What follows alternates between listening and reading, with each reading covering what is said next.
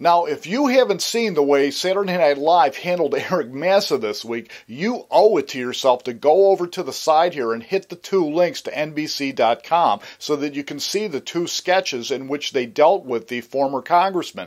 The first was in the cold opener of the show, and the second was during Weekend Update when Jerry Seinfeld appeared with Seth Meyers doing Really with Seth and Jerry. Now, the really cool thing about the way they handled Eric Massa was that they didn't have to embellish or exaggerate anything he did or has said. You know, they just pretty much read back the transcripts of what he said on Larry King and on Glenn Beck, and then just kind of stood back while the audience laughed. And the last time they did anything like that with such success was back when Sarah Palin was running for vice president, when she did the interview with Katie Couric and they recreated it on the show with Amy Poehler and Tina Fey. It was brilliant stuff, once again, because they didn't really need to embellish on anything. They just repeated back the questions and answers, and it was hilarious. But the big difference between their handling of these two people, Sarah Palin and Eric Massa, is that when Sarah Palin's sketch was aired, she was running for the vice presidency, whereas in Eric Massa's